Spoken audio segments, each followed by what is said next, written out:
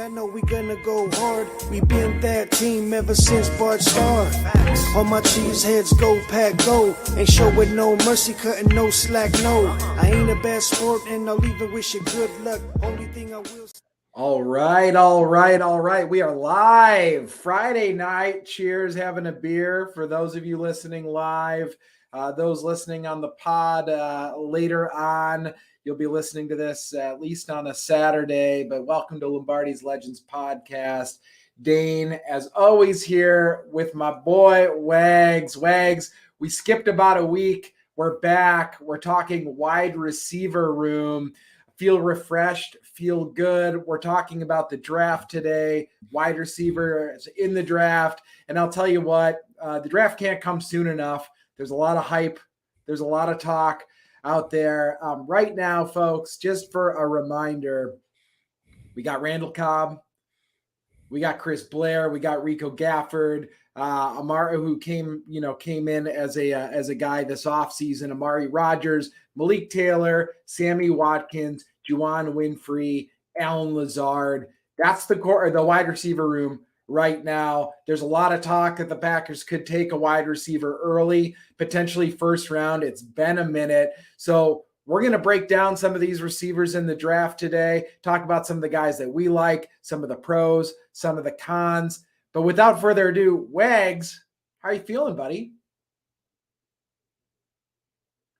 And Wags might be dropped here a little bit, so you all might be stuck with me.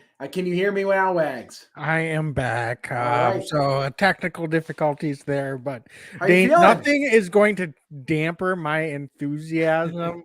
I don't know about everyone else out there, but really enjoying all of the Packer content so far this offseason. But I feel like this is the episode I've been waiting for. Yeah. I don't know about you. I think a lot of people have been anxious to discuss what is almost always a hot topic, and that's the wide receiver group. And no disrespect to those receivers that you were listing off, as I got cut out a little bit there. But that's not exactly a murderer's row for an NFL roster when you're talking about a wide receiver group.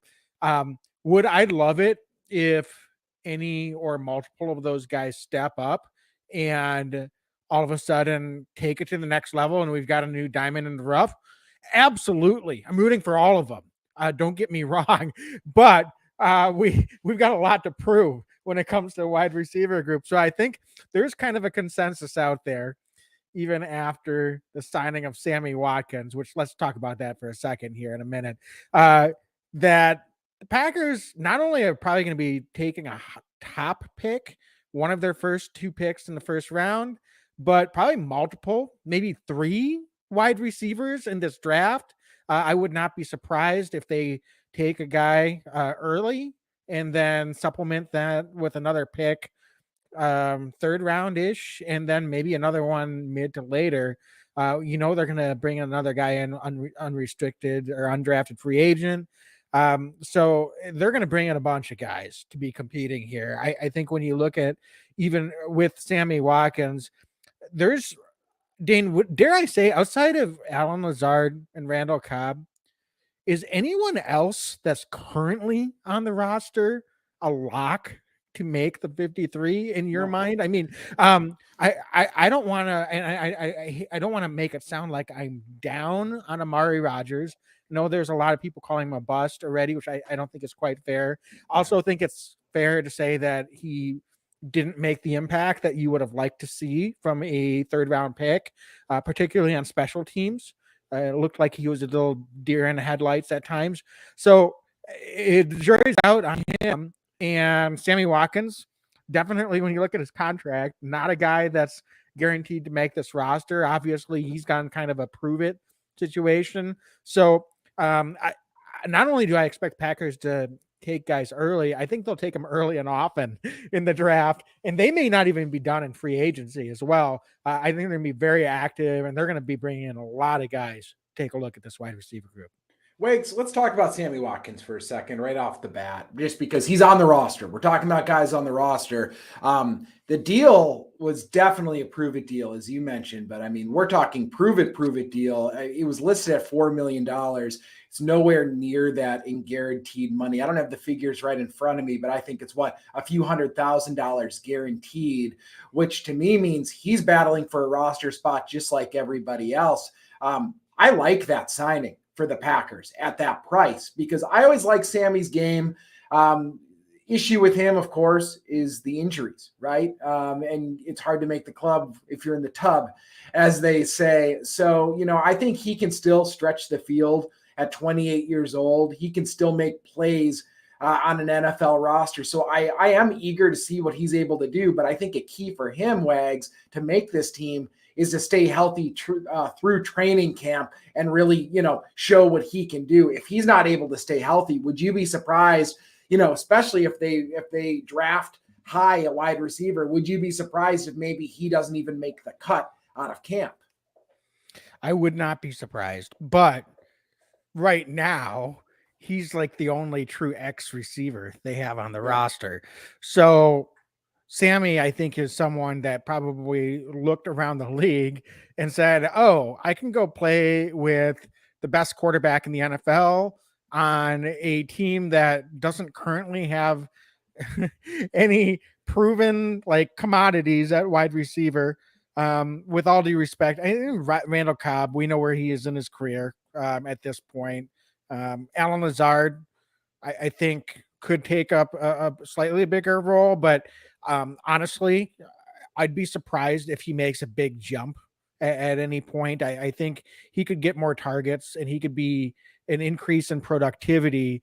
But I just feel with Alan Lazard, if he was going to make that diamond in the rough jump, it would have happened in one of the last 2 seasons.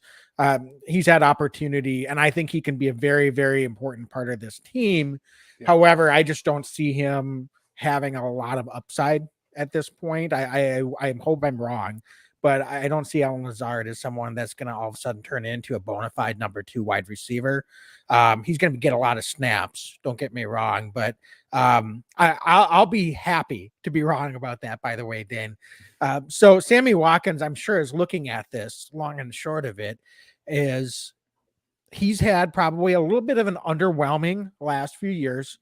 And this is an opportunity for him to maybe reboot his career a little bit and get another big contract playing in Green Bay and with Aaron Rodgers if everything goes well for him. Do I expect that to happen? Not really. I hope that he can be a contributor and can help this team. But I don't think anybody really out there in Packer Nation is expecting Sammy Watkins to all of a sudden be our number 1 receiver, the type of upside player that he projected to be coming out in the draft, his number 4 overall pick, I believe, in 2014 draft for Buffalo.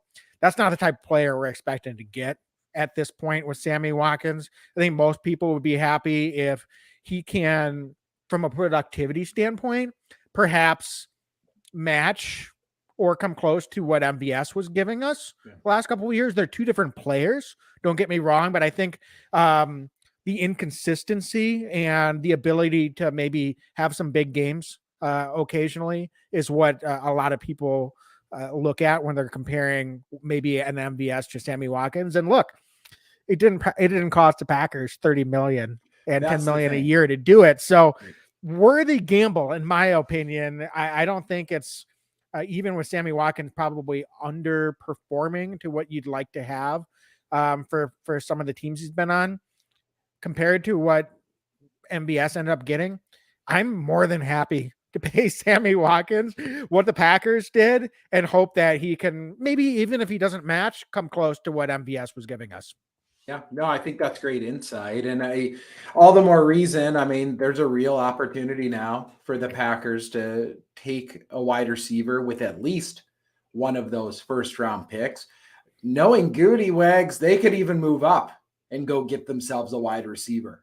So that's why we're going to talk about, I think, really the top 8 or so guys here, and then maybe talk a couple other guys here or there. But because I think all options really are on the table right now, especially Wags. And I got to just say it up front. What some of these wideouts, these veteran wide receivers are demanding right now in free agency this offseason, it might behoove the Packers to go and get a young guy early on and maybe change their strategy a little bit. I'm curious your take there, because right now they're paying a premium at left tackle, obviously at their quarterback position. You can go down the line. Jair Alexander is going to get paid here soon. Kenny Clark, right? They're paying premium at a lot of positions right now, which is a good problem to have. But that being said, wide receiver might be just too pricey. If they're even trading for a young guy that's about to get a second contract, that might not be advisable from the economics. So potentially going and finding your next stud in the draft could be a strategy for the Packers, not only for the production on the field, but also for what you're trying to do as a front office to get a guy on that rookie year contract to kind of balance the books a little bit. Yeah. I think one of the things before we dive into this, and we will here in just a second, Dean, was it just me, or was this wide receiver group in the draft extremely polarizing? I mean, you go in and you're looking, and depending on who you're looking at, who you're listening to, where you're watching, we try to form our own opinions, of course. Man, there's some guys that are all over the place in this draft. And so just a reminder, what we do, these are not our rankings. We're not using our own ranking system. We're using the 2022 consensus draft big board. So that's looking at 153 different big boards for draft experts, and it's taking the cumulative or average rank for all of these guys. So one of the things I think we need to keep in mind is that the thing about this draft class for wide receiver is there's a lot of guys that are not prototypical Green Bay Packer type wide receivers. And what I mean by that is when you look at like size and position, there's a lot more guys ranked high in the consensus rankings that maybe don't have quite that the size that Packers usually are looking for. And if they're looking for a number one receiver, it's going to be interesting to see how this plays out. So, Dane, I'm really anxious to hear what you have to say about some of these guys. But I would also just say that just because the Packers take someone that is not ranked by Mel Kiper as a, top 15, top 20 type pick, or the number, 2 to 4 wide receiver in the draft in the first round, don't be shocked. Don't be shocked. That's the MO of this Packers front office. Goody, I think maybe not quite to the extent of Ted Thompson, but they've carried on that tradition for sure. So don't get sucked into just looking at, your traditional expectations. I would not be surprised at all if the Packers are looking at a guy that some people think is a third round pick, and all of a sudden they're taking him at number 28, because that's just kind of how the Packers do things, right? So they make their own evaluations, and they're gonna make their selections based on that. So I think that's important to point out before we get into projection. So Dane, with that being said, let's dive into this, and you're going to give us the first scouting report here. Yeah. And starting with Garrett Wilson, wide receiver out of Ohio State. So, man, what do you think about Garrett Wilson? And tell us what you think his potential fit would be with the Packers. Well, I mean, I'll tell you what, he's a burner. Dude listen, we're going to talk about 40s today. I don't really care what an offensive tackle's 40 time is. I do care what a wide receiver's 40 time is, more maybe than most positions, because, they've got to have that straight line speed, depending on what you're asking them to do. And Garrett Wilson can move. He's a 4.38 40 guy at the draft. He's not the tallest guy. He's 5'11". So to your point, instantly, not necessarily a Packer wide receiver prototypical in the way of a Davante Adams or an Alan Lazard, but I mean, he produced in college at the collegiate level, at the highest level. He was a first team All-American, Wags.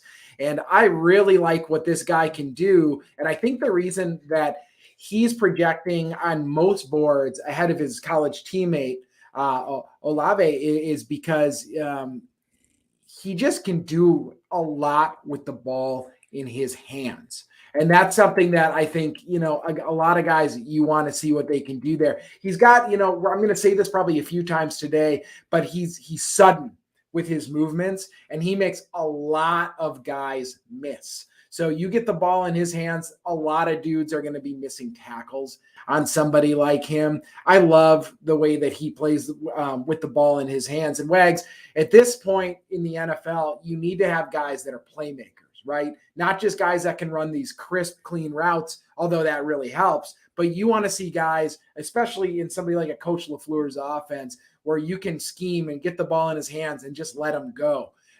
So I really like how fast that he plays as well. And I watch him on tape quite a bit.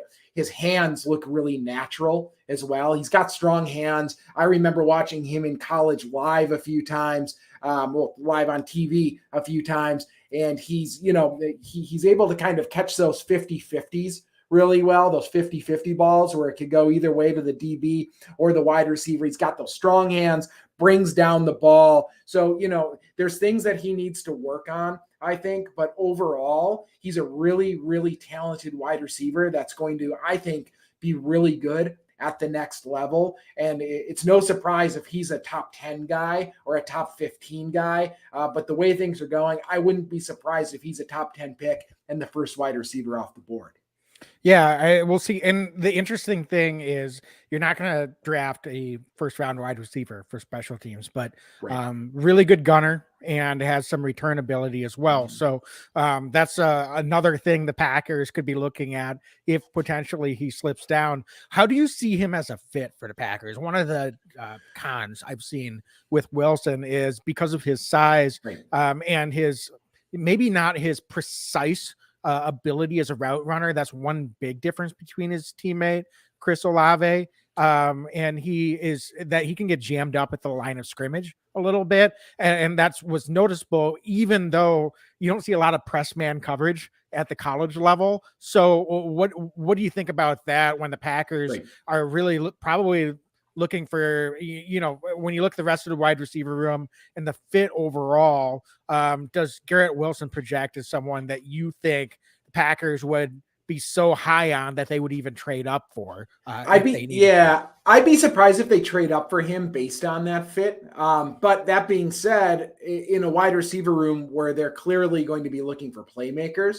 if they think he's the guy, right, that can make a play, then maybe they do make that move. But that being said, Wags, to your point, I think there's a lot from earlier. There's a lot of wide receivers. I think this is a very deep draft for wide receiver. I'd be surprised if the Packers trade into, say, the top 12, or top 13, 14 or whatever to go get their guy. But I could see them getting into the late teens and kind of moving up to somebody, especially if a wide receiver that they really like falls. Now, going back, I think that Wilson might not be the guy based on some of that, because right now, Wags, they've got a couple slot receivers. What they really need is a guy on the outside that can, help move the chains and obviously have the explosive play. You're not going to replace Davante Adams overnight, but maybe having the guy who doesn't run the cleanest routes, at least at this stage of his career, replacing somebody like Davante Adams who runs some of the crispest routes in the league might not make the most sense, especially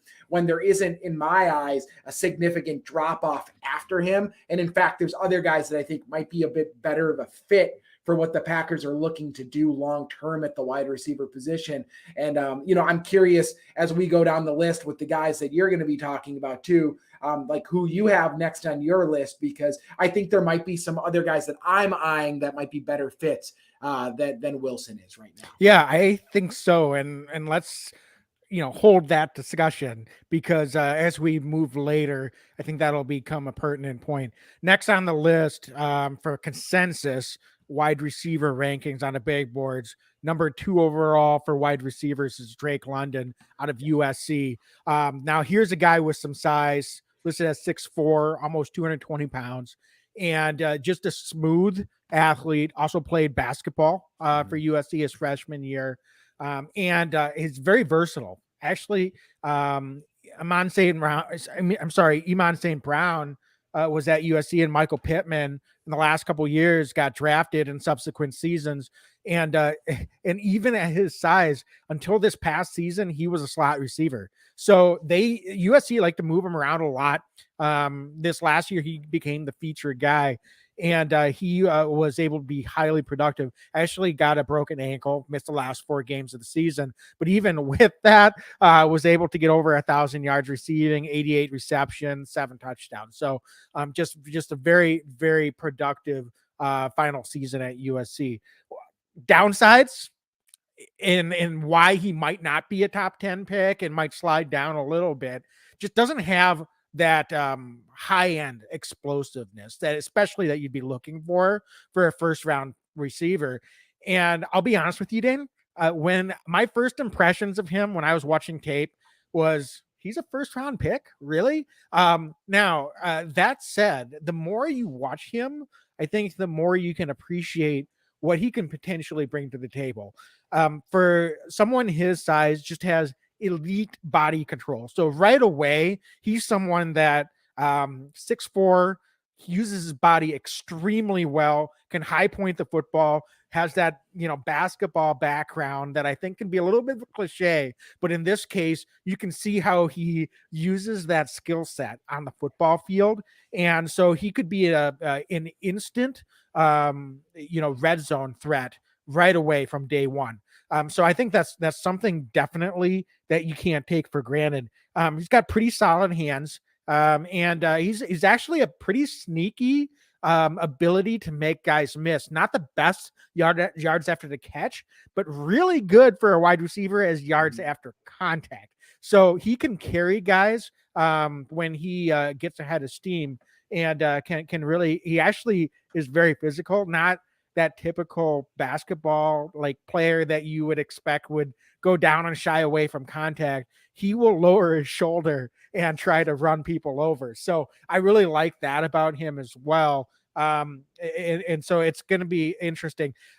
Dane, if he falls to the Packers at 22, I think I'll be interested to see what they do. I'm hesitant mainly because they need speed at wide receiver. And I'm not saying that they can't get speed receiver with one of their other picks, but I'm just not sure if he's the guy from a fit standpoint that the Packers are really going to be looking for. I think they might need a little bit more juice from their top receiver pick. And so Drake London, I think the more film I watched of him, the more I appreciated why he's projected to be one of the top receivers taken. But that said, I just don't know that I really like his inability to get separation, particularly at the college level and in the Pac-12, which isn't exactly known for a murderer's row of defenses. So Dane, I think he can be a productive guy. He could top ceiling. He's kind of an Anquan Bolden type, doesn't have speed, big body, good hands, and can really be a productive player, particularly in the red zone. And certainly a player like that could help the Packers. But I think they're probably going to be looking for a slightly different type of profile. Even if Drake London's available, he like Wilson, is not someone I think they would be turning in picks to try to trade up for if they felt that was necessary. Wags, you're talking me out of Drake London right now. I thought that if he falls to 22, he feels like a prototypical Packer wide receiver to me a little bit. So it's funny you say that, but I completely agree that something that the wide receiver room's missing is just flat out speed, right? So that's the question. But from a body build perspective, and LaFleur loves dudes that can get down and block and be physical too. Somebody like Drake London fits that mold a little bit, but at the same time, they already have Allen Lazard, right? So that's exactly it. Yeah. Right. Yeah. So that's where it gets interesting. If we still had somebody like Davante on the roster, I think Drake London, the Packers are salivating with the possibility of bringing him in. But without somebody like Davante, they're looking for a guy that can really take away the top of a defense at times and use that athleticism as they grow in as a wide receiver, right? So from that perspective, you've kind of talked me out of Drake London right there, because I thought he was prototypical. But as you say it more, maybe they need to go a different direction. Don't get me wrong. I'm not going to be like highly disappointed if Packers take Drake London and he's available. I'm not sure I would be too enthused if they trade picks to move up to get him. But I do think if he's a guy that they want to take a pick on, they're going to need to pair him with definitely one, if not a couple of guys that are going to add some speed to this group. And then you're looking lower in the draft, and that's a little bit more of a flyer. How soon can those guys be ready to contribute? We don't know. So Drake London, I think, can be productive at the next level. I'm not sure I see him as having as high of a ceiling as what you might like for me to expend a mid to high level first round pick. Right, let's talk about high ceilings. Jameson Williams is an absolute freak of nature as far as I'm concerned at the wide receiver position. I love his game so much. He's a bigger receiver. He's over 6 foot. He's at 6'1". He's a guy who I believe started at Ohio State, then made the transfer over to Alabama. The huge red flag, of course, is the ACL injury in the national championship game. That was just brutal, right, for his draft stock, because as far as I'm concerned, he doesn't tear that ACL. We've already talked about him on this list because he's probably the number 1 wide receiver going in the draft. But because of that injury, understandably, teams get a little bit cautious, especially when we're talking about something as severe as an ACL injury. But that being said, prior to the injury, this dude can flat out fly. He's like a track runner out there. I love his route tree. He runs all of the routes that you could ask for out of a wide receiver. He's an incredibly polished receiver. He can also beat you deep. Now, mind you, the caveat is all of this was before this ACL injury. It sounds, according to him, he thinks he's going to be ready for week 1. That's a pretty quick turnaround, folks. So we'll see where he's at in the health and in the process here. But from everything that we saw from him prior to the injury, I absolutely love Jameson Williams' game. And now the question mark becomes, do the Packers want to take a risk if he were to fall, or do they even move up to get somebody like him? Because I don't think he makes it to 22. I really don't, even with the ACL injury. I just think he's that good. I think he's that natural of a wide receiver. He hits home runs. It's so hard to find guys that hit home runs in the National Football League. And I just think that he has the ability to separate. He has the ability to run the routes. He does all of the little things well. He's so polished for such a young wide receiver. I'm incredibly high on him. But again, question mark with the knee. How are you feeling about the Packers going in with somebody that already has an injury history like that? Well, that's a big question, right, Dean? Right. So, question for you then, if it gets to about pick 16 and Jameson Williams is still on the board, now are you thinking the Packers are potentially in a position where they're going to trade up and snag Jameson Williams? And how big of a factor is that ACL injury? I mean, let's just say, and you don't know how this is going to shake out, but let's just say, he's missing the first 4 to 5 games of the season.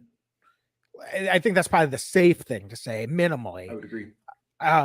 Is it worth trading up, expending draft capital for a pick that high for a guy that could miss the first month, miss all of your offseason program, miss all of camp?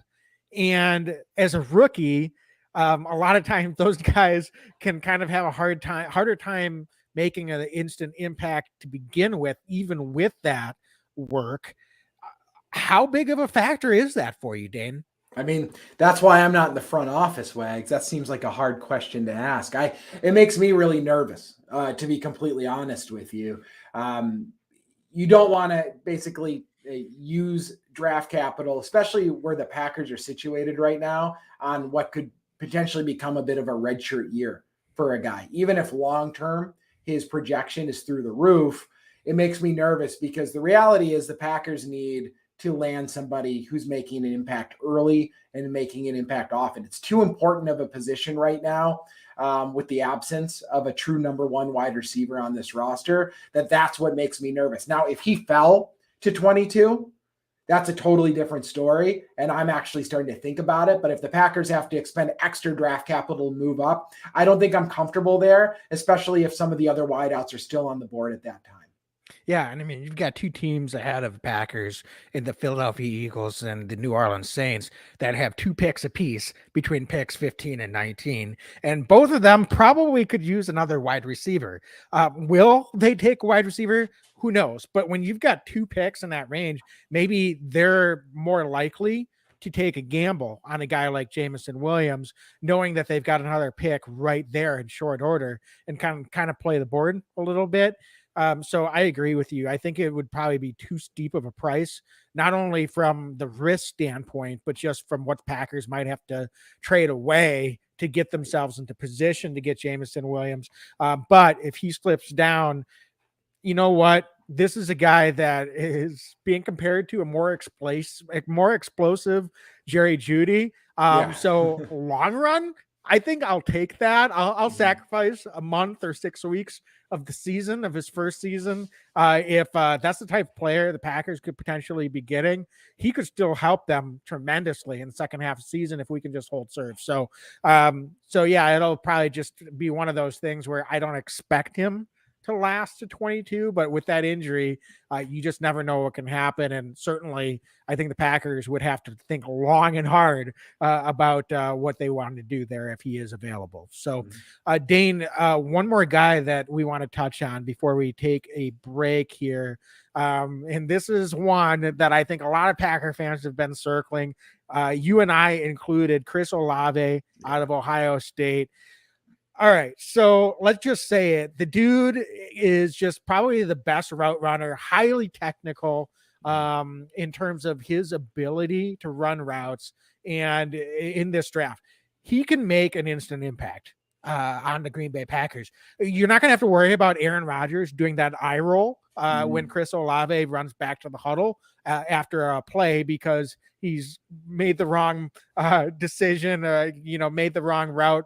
And he's one of those guys that he has an amazing release, can run multiple route trees and plays with, high football IQ and instincts as well. So not only the technical ability, but the mental side of the picture as well. He just brings everything to the table where you just have to look at this and say, this seems to be a match made in heaven because the Packers need someone that can come in and make that instant impact. And he can run, I think, a lot of the routes that Coach LaFleur would be looking for in this offense. He's not someone that you necessarily have to scheme open. He is someone that is able to, create separation, not just on his speed or quickness, but as on his tempo. I think a lot of is made. We talk about the 40 with some of those other positions. Even at wide receiver, though, Dane, how often do wide receivers just run straight down the field when they're running around? Right. Not that often. So what we're really talking about with straight line speed more so is, okay, yeah, you've got your go route, but it's really about the yards after the catch ability.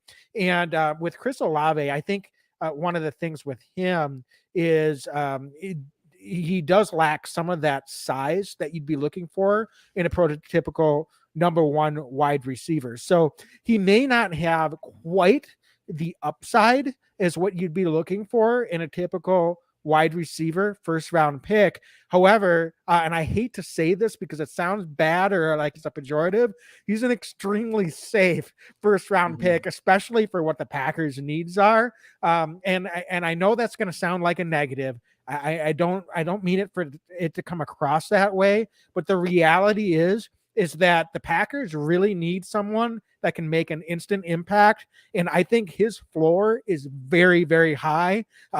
He might be a number two receiver, but he's going to be a very good number two receiver. So think like an Emmanuel Sanders at his peak. And so I think Chris Olave while he may not have that long-term potential to be that, generational type talent at the wide receiver position, he compares very favorably to someone that I know you really like in Terry McLaurin from Washington, just in terms of his size, his route running ability. And I think he could be extremely productive if the Packers want to take him and he is available to pair up with Aaron Rodgers next season.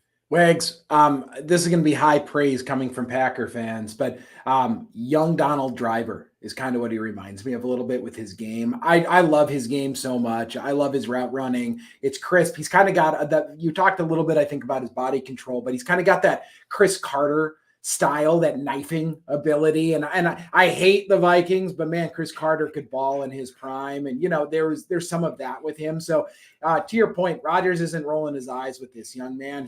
He would fall in love with his abilities, I think, early on, and would very quickly become one of his favorite targets, I think, for the Packers. So what more can we say? I think we're starting to hit a list here where, I think there's some guys still to come that I like, but I really like Olave's game, and I think that he could do wonders for this Packers offense. For sure. So I think this is a good time to take a little break here and talk about our sponsor, DraftKings Sportsbook, official sports betting partner of the NFL. And of course, It's not football season. We're in the thick of the NBA playoffs now. So Dane, tell us what you and your wife Andrea have been doing as far as NBA picks and what you've got going on DraftKings. We were feeling the Aaron Rodgers and Randall Cobb mojo at courtside a couple nights ago. We were hoping that would translate to a Bucs victory. The Chris Middleton stuff's been pretty brutal for us Bucs fans out there. However, Wags, we're really enjoying DraftKings Sportsbook. I've said it, but we're using, Andrea, especially my wife, uses promo code TPPN, and she's not a huge basketball fan, but thanks to DraftKings Sportsbook, she makes watching some of these NBA playoff games, makes it that much more excitable, that much more enjoyable for her. Something she never really done before, but because of the DraftKings Sportsbook app and using, again, that promo code TPPN, I got some of that money back, and she's having so much fun placing bets, picking teams, and dare I say, becoming a bit more of an NBA fan than she once was. For sure. So download the DraftKings Sportsbook app now. Use promo code TPPN. Bet $5 on any NBA team to win their game during the first round of playoffs and get $150 in free bets instantly if they win. That's promo code TPPN at DraftKings Sportsbook, an official sports betting partner of the NBA. Minimum age and eligibility restrictions apply. See show notes for details.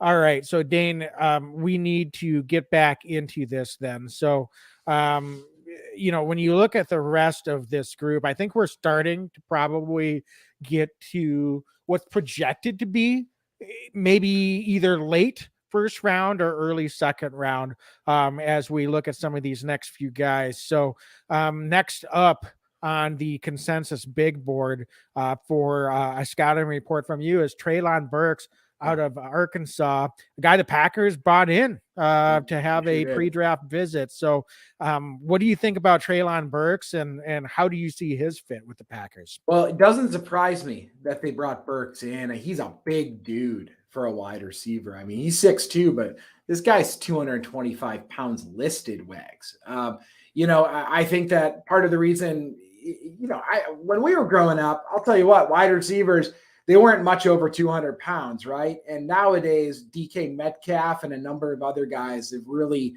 I think, changed the wide receiver position. I like what Treylon Burks brings to the table. He's a big, physical wide receiver. And I'll tell you what,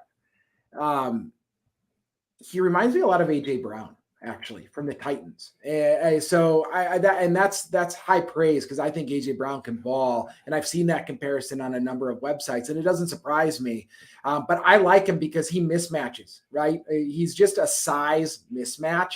The thing that's really dropped him down the board, I think, is probably a disappointing 40 time. He clocked in at 4.55 40.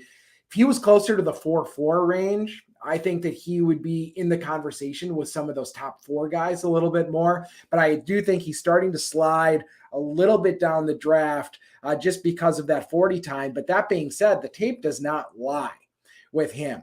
I like how natural he is as a route runner. And I think that, he's really, really, really good after the catch, which a guy that size, he's able to kind of squeeze that ball and plow through guys quite a bit. He's somebody that's really gets north quickly. He doesn't dance too much and, just has that ability to get upfield, which I love out of a wide receiver. He's not somebody that's going to be losing yardage, stepping back, doing any of that stuff. He's got really, really big hands too. That's going to be helpful with him catching that football. And he is not afraid to just go deep, go get the ball. So I've seen him on tape wags a number of times, especially over the last week or so when I've really been digging in on him.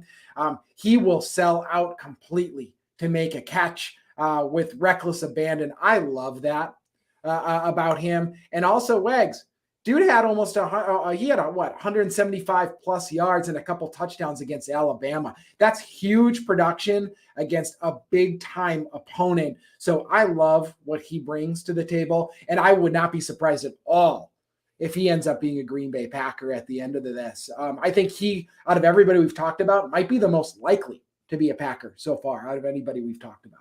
Yeah, it's really interesting. I mean, Dane, you and I are admittedly kind of amateurs when it comes to being draft nicks. Mm-hmm. However, the more we talk about 40 time, the less I care about it because Treylon Burks is another perfect example. You put pads on him and it doesn't seem like he gets caught from behind on the film that you're watching. And the dude, there's something to be said for the fact that very rarely you catch the ball and just sprint straight down the field. You're going to be, slowing, juking, cutting. There's all of those things that come into play when it comes to that yard after the catch. And Treylon Burks is a prototypical guy that as a football player just has all the moves, right? I mean, so you put the football in his hands and he can make things happen. So I completely agree with you from that aspect. One of the knocks that I've seen on Treylon Burks, I'm curious to hear what you think, is that he's not extremely polished. And so he's a little bit of maybe a work in progress is a way of putting it, as someone that can run a full route tree. You said that you like his natural route ability, but I'm wondering if perhaps his full route tree isn't as developed as maybe you would like. And that seems to be one of the knocks on him. Is he someone that when the chips are down is going to be reliable on third down in a critical situation, or is he going to need to take a little bit of time to develop into his full potential? And how do you see that impacting his fit potentially for the Packers if they're going to be expending a first round pick on him? Yeah, it's a great question, Wags. And I'll tell you what, I mean, if they're picking at 22, right, you're probably not many NFL teams have there's 32 NFL teams. There's not normally 32 guys that they're rated as first round picks, right? So all of a sudden, I think in most years, you might have 15 guys or so that an NFL team might rate as a first round grade. And then from there, you go down the list. You're going to find some good and bad with every receiver that we've talked about. There's going to be some pluses, some minuses, but the natural ability that Treylon Burks has right now, I think he's extremely coachable. He's a guy who's shown improvement in college and somebody that I think going to the next level with some really strong coaching in Green Bay would be well served actually to come to Green Bay with a quarterback like Aaron Rodgers. That's going to be in his ear with somebody like a Randall Cobb, who is shown to put guys under his arm a little bit and coach them up a little bit and doesn't shy away from doing that thing. I actually think this is a really good situation. If Burks wanted to, or ended up coming to Green Bay, I think it's a good fit for him. And he would be a bit of a work in progress. But Wags, I don't think in week 9 or 10, we'd be talking about the challenges of week 1 and 2. I think he's a guy that makes mistakes, learns from them, will put in the work and keep going forward. So maybe there's some blemishes early in the season, but I think it's something that we learn from, and he would become a very reliable target as the season progressed. Okay, well, that's great to know. So next, we're going to talk about Jahan Dodson out of Penn State, and he's just love this guy on tape. Classic, just football player. I mean, it leaves me kind of speechless to say it. And I know I don't want to sound cliche, but this guy, he just makes plays. You can tell that he likes to have the ball in his hand. Did not have the best or most reliable offensive players around him at Penn State in his time there, but was still able to be very productive, very explosive, 4.4 340. So not the fastest guy, but really above average speed.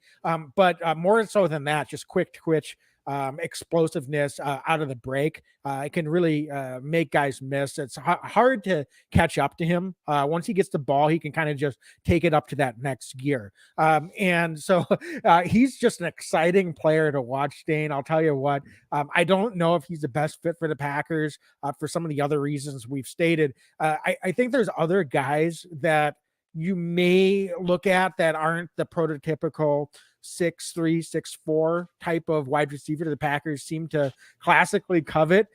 So I'm not saying that Dodson is off the board for the Packers by any means, but he's diminutive. I mean, he's under 5'10" realistically, 180 pounds soaking wet. So I don't know. He can get beat up a little bit physically at the line of scrimmage. And so I think it's going to be one of those situations where the Packers have a specific need at wide receiver. And if Dodson were projected to be more of a second or third round pick, perhaps he'd be someone that you pair up with another wide receiver that you take up early. But I don't see him lasting that long. And so for that reason, I just don't know that he's going to be in the Packers' plans because I would suspect he's probably lower on their board than he might be on some other teams. So Dodson, love him as a football player. I think he's going to be an exciting player to watch at the NFL level. I don't think he's someone that will flame out. I really think he's going to be a name to be hearing from. I'm kind of concerned, actually, that he might slip to the Detroit Lions early in the second round. They've got 2 early second round picks, and he's the exact type of player that Dan Campbell seems to really like. And so, not that I'm going to be officially putting the Lions on my concern list, but I don't know. They start getting more and more young talent, particularly on the offensive side of the ball. And Dawson's someone that seems like would be kind of a headache for Packer fans to have to deal with a couple times a year. So that's said with the highest of compliments. I do think he's going to be taken off the board pretty early second round, if not late first round, unless someone really likes him.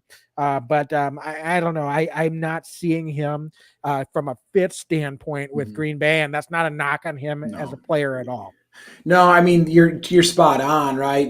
It's all about fit with what the Packers are looking for. This kid's going to ball in this league. I just hope to your point, I hope he's not in the NFC North. Go somewhere else. Go to the AFC and have a day. Yeah. Just don't end up in the NFC North. I want to mention George Pickens because I feel like he's kind of a prototypical Packer wide receiver in a lot of ways. I'm gonna say this quote because I think it's this is a Georgia wide receiver here. I gotta say it though. Quote: "I'm very healthy right now," and Pickens had an ACL injury, but he said I watch Davante Adams a lot. I'm bigger than Davante Adams. That's kind of the lane I kind of want to go in because with the size I am, a guy who can move is almost unguardable. I like it. George Pickens, folks, from Georgia. This is a guy who I really like his game quite a bit. I mentioned that he had an ACL injury last year, but dude battled back, came back from injury, and was able to play near the end of the season. I love his toughness. This is a guy who throws blocks as a wide receiver. I know that Matt LaFleur likes that about him, but also he's a little lanky, but he's just a big receiver that's able to, he's got those hands, right? He's got those big hands that can get the ball. He can bring it into his body. He's very natural with that. He's able to beat the press as well whenever they seem to press him at Georgia. And, he's 6'3" Wags. He's kind of what the Packers are looking for from a size perspective. And I love out of those routes, he's one of those guys who's kind of got that quick twitch. He's able to kind of break in and out of routes really, really well. He's able to, make those catches, those contested catches in a crowd really well. So I really like what he's able to do. And something I haven't mentioned about these other receivers yet, but I do want to mention about George, he's got just a tremendous catch radius. He's somebody that you can put the ball, low, you can put it high, and he's going to find a way to go down and get it or go up and climb that ladder and grab that football. So I really like what he's able to do. He doesn't drop the ball very much. So I like that. Now, that being said, he does have a slighter frame, I think, than some of these guys, some of the other wide receivers that we've talked about. And then obviously coming back from the ACL injury is a bit of a question mark. But overall, I like what George Pickens does. And the difference between he and Williams, when we're talking about the ACL injury, is the fact that he's already kind of battled back to play late in 2021. So we know that he's game ready, or at least he feels like he's game ready, and he's been able to run and do a lot of the things that the teams have been asking of him. So I really like what he's able to do. He's not the fastest guy. He's a 4.47 guy, but George Pickens can ball. I like what he can do, especially Wags a little bit later in the first round, or, like the Packers have an ability to even trade back up early second round. George Pickens feels like somebody that the Packers could really covet. For sure. That's great. So I'm just going to dive right in. Number 8 guy in consensus rankings, Christian Watkins. Talk about someone that's very polarizing, Yes. Depending on, what big board you're looking at. 6'4", 210 pounds, 4.36 40, just top line speed. Some questions about him. He played at a lower level competition for North Dakota State. So I would say speed translates pretty well. Some other questions why he might not be quite as high is he doesn't have the most polished route tree. So his technical skill set is something that's still under development. But I'll tell you what, Dean, when you watch this guy on tape, he brings a lot of things to the table that I think there's going to be some teams out there that are going to be really, really high on Christian Watson.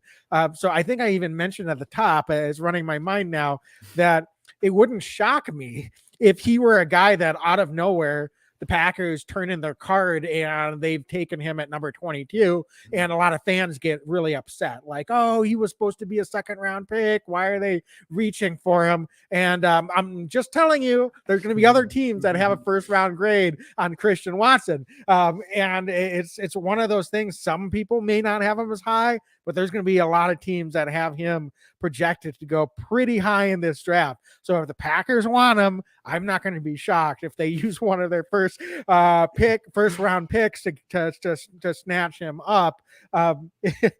He's someone that can just be dynamic down the field. I think he's physical with the ball. He's got pretty solid hands, and I think has a lot of upside. That's the other thing with this is there's his weaknesses, Dane, are things that with maybe some higher level coaching, all of a sudden he can just get better and better. He may not make that instant week 1 type impact if the Packers draft him. But I would think that he's a player. He's got a high motor. He seems to really have a desire to put in the work. That's typical with guys that maybe went under the radar coming out of high school and are coming at a lower level from college ranks. So he fits that profile to a T, where you just expect him to continue to put in more and more work, get better and better. And so for that reason, from a ceiling standpoint, Christian Watson's the name to be watching, because I think Packers front office, they seem to like the type of guy that Christian Watson is on paper and on film. And so I'm telling you, be watching for Christian Watson as early as the first round, because I think he is that prototypical player that the Packers are looking for at the wide receiver position. Wags, half the audience is pissed. The other half loves it. So he's truly a polarizing figure. I love it. I love it, though. That's good insight, too, on him, because he's a guy. It's so interesting, right? Sometimes guys that aren't at the top of the list get talked about more than some of the top guys. And it just seems like everybody's got an opinion on Watson these days. Yeah, for sure. Now, listen, would I rather the Packers are able to just sit back and let him fall to them in one of their second round picks? Absolutely. And I'm not saying that I want them to take him with this number 22 pick. I am just throwing out there. We all know the Packers history. They just take someone out of left field that nobody else seems to have ranked as highly as the Packers do. Mm-hmm. And Christian Watson just seems to fit that mold. Am I going to be right about that? Who the hell knows? I guess we'll find out next week. I'm just throwing it out there. So be prepared for anything, folks. I know Chris Olave is a name that we're thinking of. He'll be there on the board at 22, and then the Packers will take Christian Watson instead. That's so true. A classic thing that happens, isn't it, Dane? I mean, we've seen this how many times? It's like, yes, we're going to get whatever player you want to name over the last 10 years, and then it's just someone that you're not expecting at all. Yep, that seems about right. I think you hit the nail on the head. I got one more guy I just want to mention, a little bit later round guy. We talked about kind of the top 8 here. We could talk all day about wide receivers, but there's one more guy I want to mention that I could see fitting the Packers maybe as a 4th round or a 5th round guy, and that's Danny Gray out of SMU. Really circling his name. Somebody that I watch him. He's a junior college transfer guy.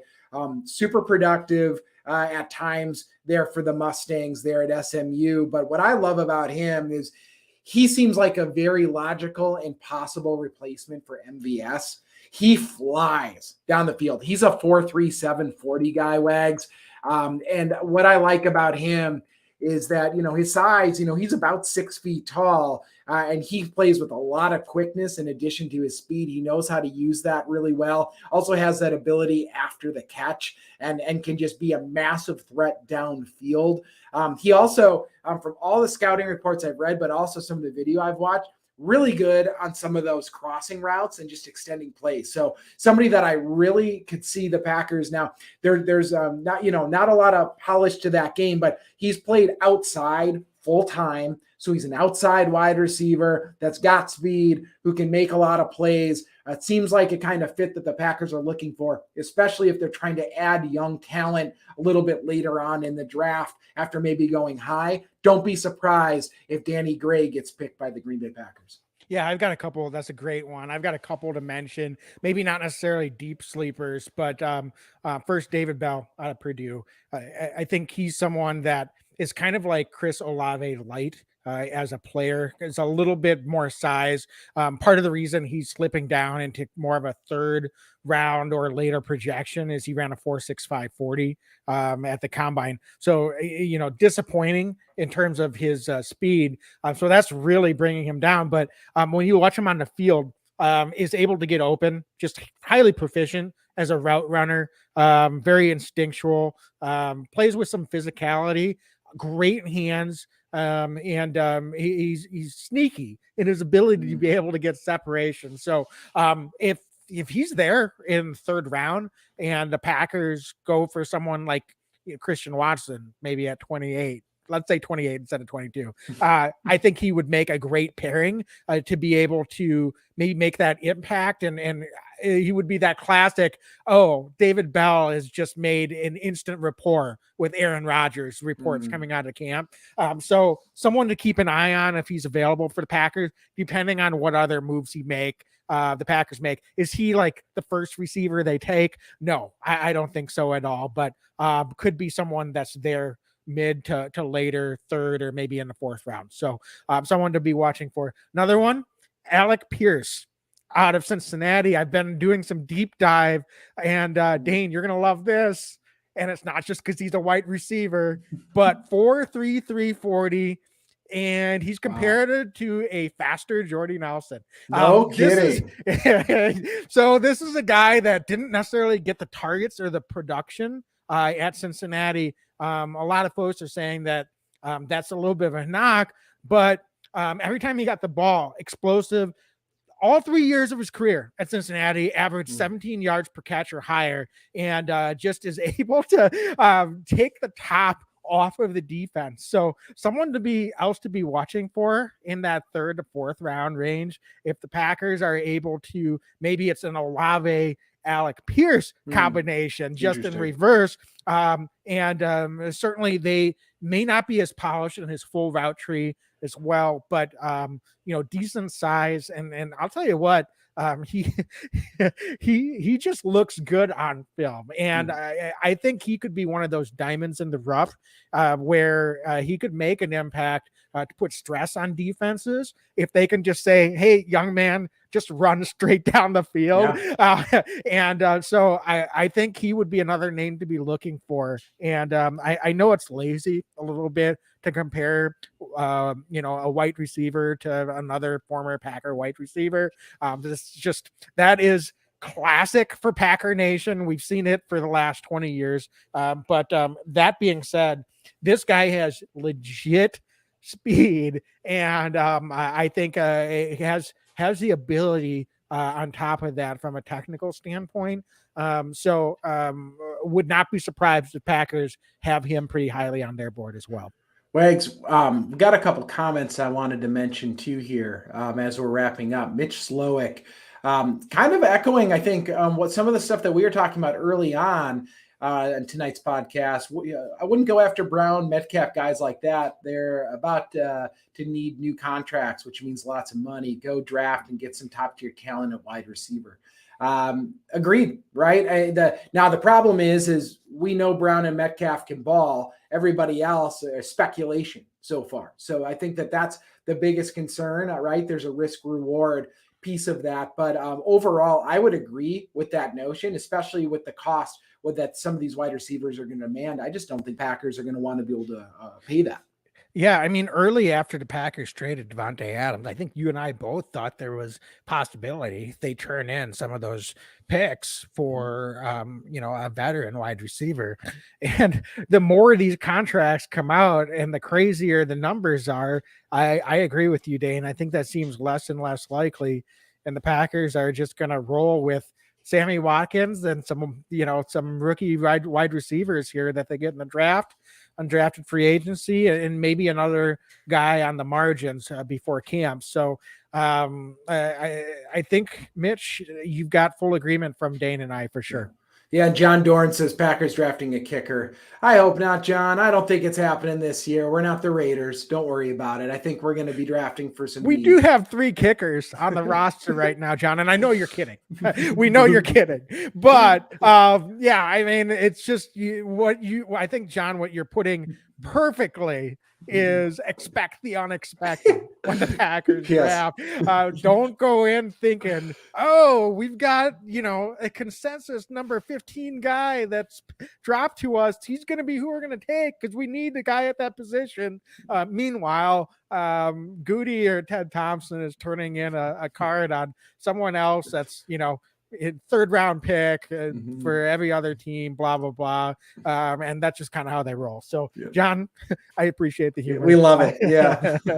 Thanks for joining. Yep, absolutely. Dane, any closing thoughts as we look at wide receiver and close this episode out? It was a lot of fun. This is just fun. Met expectations as far as I'm concerned. Me too. I mean, I've been looking forward to this one. Yeah, I love talking wideouts, and we're going to be back on Monday night, and then we're going to be doing some draft stuff on draft night too. So, I mean, Wags, this is fun because I'll tell you what, I love football. I love actually watching the game, and I love camp and all of that, but I'm looking forward to seeing what the future of this team is going to look like. Rounds 1 through 7 and all the undrafted guys. Right. So this is a really fun time. I'm about ready for all of the anticipation to be over. I'm ready to actually draft and get things going now and get camp. I'm glad the Packers are back in camp. Players are in Green Bay, but fun talking about wide receivers. And as you said, expect the unexpected. Yeah, for sure. And folks, for anyone listening, I know that it's been quieter in the chat tonight. It's Friday night. I get it. But we do plan to be live during the draft. So if anyone wants to join us during the draft, please do so. We'll be on our Facebook, YouTube, and Twitter channels live during the draft. And I'm just going to throw this out there, Dane. We haven't even talked about this, but I think if anybody wants to actually join us and be part of the video of the episode, hit us up on social. We want to be able to get some of you on here and get some, facial reactions, some live takes after the Packers take their picks in the first round next Thursday. So if you want to be part of the show during that draft episode special next week, let us know why we should include you. Being a Packer fan is a pretty good prerequisite, but we'd love to have some of you join us next week because it's always fun to be able to interact, and it's going to be a fun night, I think, with the Packers having a couple picks. Wags, it's Friday night. I'm going to go have another beer, and this is fun talking Packer wide receivers tonight. For sure. Cheers. Be legendary, and go Pack, go. Every year I know we gonna go hard. We been that team ever since Bart started. All my cheese heads go Pack go. Ain't showing no mercy, cutting no slack, no. I ain't a bad sport and I'll even wish you good luck. Only thing I will